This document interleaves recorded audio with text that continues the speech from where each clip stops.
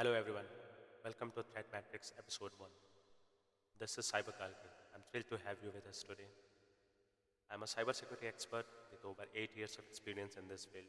I had the privilege of working with top companies and help them safeguard their digital assets. My expertise ranges from ethical hacking to developing advanced security protocols, understanding different threat vectors, research in the OSINT, IoT, OT security field, and time by time I also help assist government and cyber cells in different kind of cases related to scams, fraud, espionage, etc. Cybersecurity is a critical concern in today's digital age, where threats are evolving faster than ever. My work involves staying ahead of the threats and educating others on how to protect their information. In today's episode, we'll be diving into the latest cybersecurity threats that is looming across the deep and dark corners of the web, understanding how they work, and discussing practical steps you can take to protect yourself and your organization.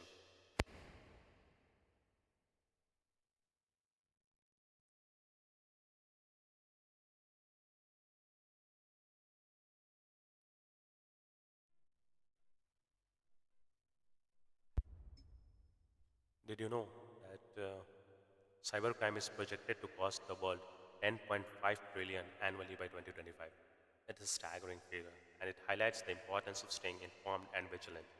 So, my intention of putting this podcast is for all the beginners and the learners to understand different threats, safeguard their organization as well as themselves, and educate others about how to handle these threats. Because however good you as a company are, however secure as a person you are, there's always the chances that you can be a victim of another threat. So let's get started by exploring some of the most prevalent cyber threats today and what you can do to defend against them. The introduction aims to establish your authority against these threats, adjust to that, understand it, and if feel free to ask any questions. I would be happy to look all the comments and try to answer them all as diligently as required.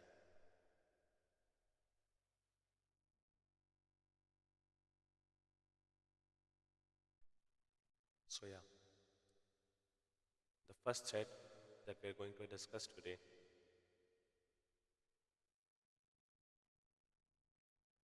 is about AI level disputes that is happening across. So you might have aware of that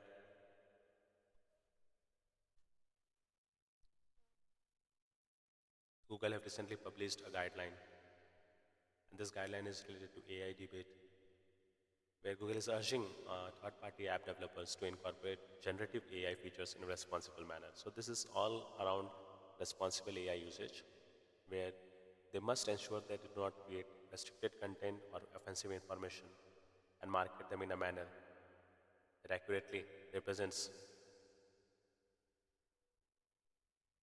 bad behavior, malign intent.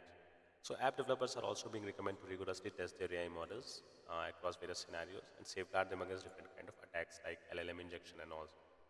So the development comes as a recent investigation from 404 Media. They found several apps on the App Store and Google Play Store that advertise the ability to create non-consensual images. Around this only, Meta has also been in the form of spark rumors of usage of public data to train their AI models. While this social media company have always been in the radar of jurisdiction of, in the radar of different law enforcement from Europe to US to UK. Now, EU users have until 2026 to opt out of the processing, which can they do by submitting a request. The European Court of Justice have already made it clear that Meta has no legitimate interest to override users' right to data protection when it comes to advertising. Yet the company is trying to use the same arguments for the training of undefined AI technology. Now, Microsoft's recall faces more scrutiny. Meta's latest regulatory kerfuffle also arrives at a time when Microsoft's own AI-powered feature called Recall has received swift backlash owing to privacy and security risks that could arise as a result of capturing a screenshot of users' activities on the Windows PC every 5 seconds and turning them into a searchable archive.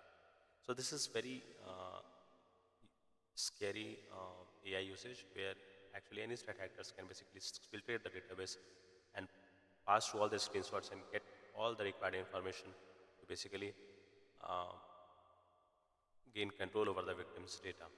So Microsoft was, have been called to basically recall their recall feature and rework it so the feature it deserves to be and deliver at a date.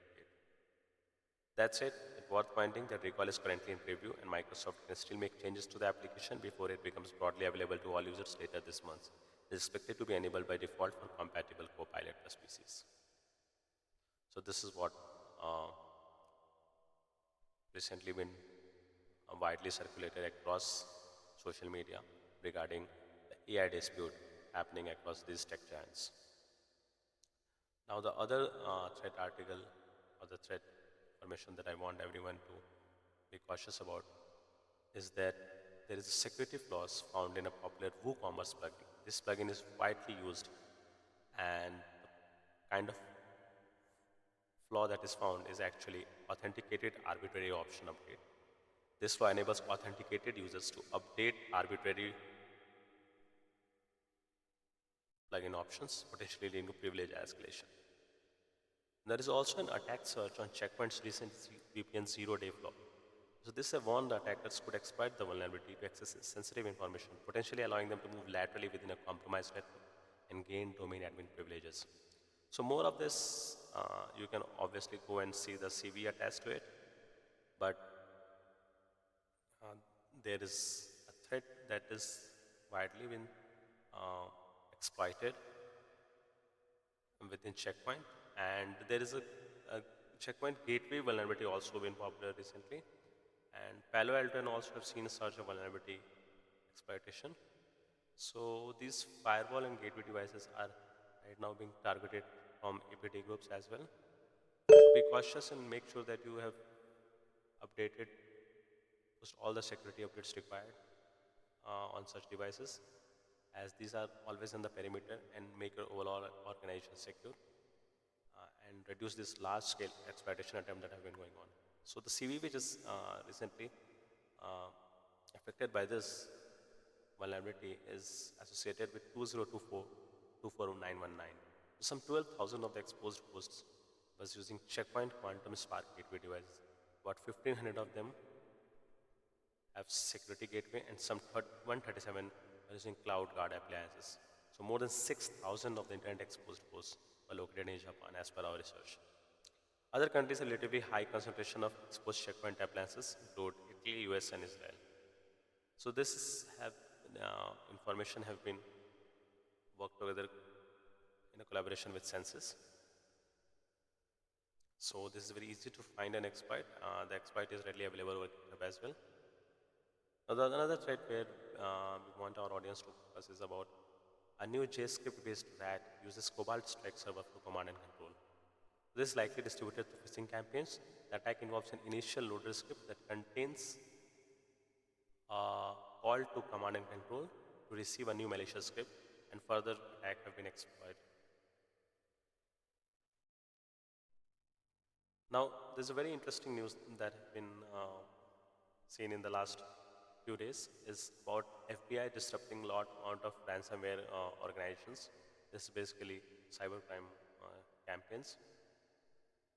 So, this in the recent bust, FBI have actually gained control over 7,000 lockbit ransomware execution keys, and they're asking victims to come forward so that they can get their data back at no cost. So, this is basically what FBI Cyber Division Assistant Director Brian Warren said in a keynote address at the 2024 Boston Conference on Cybersecurity. So Lockbit, which was once a profiling ransomware gang, has been linked to over 2,400 attacks globally, with no less than 1,800 implicated entities in the US only. Earlier this February, an international law enforcement operation dubbed Chronos, led by the UK National Crime Agency, dismantled their online infrastructure. Last month, a 31-year-old Russian national named Dmitry Poroshev was outed by authorities as the group's administrator and developer claim Lockbit sub has been denied. He maintains the image of a shadowy hacker. His online alias like Putin Crab, Nero Wolf, and Lockbit sub. condensate, but really he is the criminal, more caught up in the bureaucracy of managing his company and any covert activities. Statistics shared by Malwarebytes show that ransom family has been linked to 28 confirmed attacks in the month of April 2024 alone, putting it behind Play, Hunters International, and Black Pasta Group. The development coincides with the emergence of new players such as SenseQ, Cash Ransomware, aka CashCrypt, and existing ransomware family like Target Company are constantly refining their tradecraft by leveraging a new Linux variant to target VMware ESXi systems. So these attacks take advantage of vulnerable Microsoft SQL servers to gain initial access, a technique adopted by the group since its arrival in 2021. This variant uses shell script for payload delivery and execution, as published by Trend Micro report. This shell script also exfiltrates the victim information to two different servers, so the ransomware actors have a backup of the information, which is smart, real smart. Now, some information about cyber warfare that is going on between Russia and Ukraine. The search team of Ukraine have warned of cyber attacks targeting defense forces in the country with a malware called Spectre as a part of espionage campaign dubbed Six King. The agency attributed to attacks to a threat actor if attacks under the moniker UAC0020, which is also called Vermin, and it has assessed to be associated with security agencies of Luhansk People Republic (LPR), which is a sovereign state by Russia days prior to military invasion of Ukraine. Attack chain commenced with spear phishing emails, as usual, containing a rare, self-extracting archive file containing a decoy PDF file, a Trojanized version of the SyncThing application that incorporates the Spectre payload, and a batch script that activates the infection by launching the executable. So it serves as an information stealer by grabbing screenshots every 10 seconds, harvesting files, gathering data from viewable USB devices, and stealing credentials from web browsers and applications like Elements, Signal, Skype, and Telegram. At the same time, to upload stolen documents, files, passwords, and other information from the computer. The standard synchronization functionality of legitimate SyncThing software was used.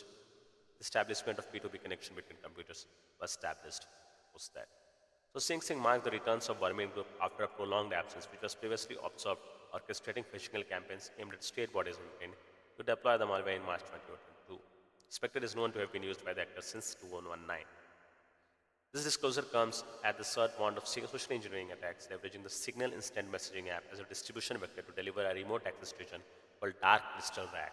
They have been linked to active cluster codenamed UAC0200. Once again, we note a trend towards an increase in the intensity of cyber attacks using messengers and legitimate compromised accounts. It also follows the discovery of a malware campaign conducted by Belarusian state-sponsored hackers known as Ghost Striker, aka UAC0057, that employs booby-trapped Microsoft Excel documents in attacks aimed at Ukraine Ministry of Defense. So in this scenario, upon execution of Excel document, which contains an embedded VBA macro, it drops an LNK and DLL loader file. Broadcom owned Symantec said. Subsequently, running the LNK file initiates the DLL loader, potentially leading to a suspected final payload, including Agent Tesla, Cobalt Strike beacons, and NGRAD. So these are the important cyber attacks that have been in news and that you should be cautious of. So in short, stay ahead of the AI security challenges that have been going on.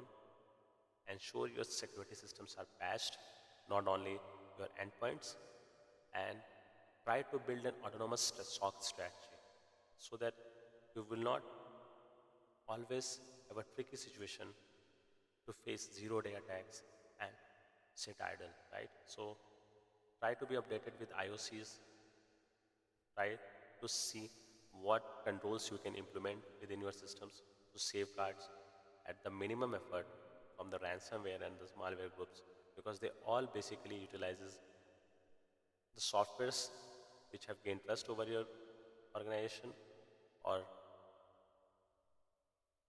the applications which have been widely used within your employees' daily operations, and the systems which are not patched just because no one is paying concern over it. So the challenges you face in securing your system is the pain area that you face, is the actual privilege for these hackers to gain control over your organization data, to basically hack the organization and do whatever they want. So in short, stay ahead, stay secure, and feel free to comment, like, and subscribe. I would try to answer all the questions in my comments. And please let us know if you want to discuss about a particular threat in detail. We will try to cover up that in next podcast. Thank you.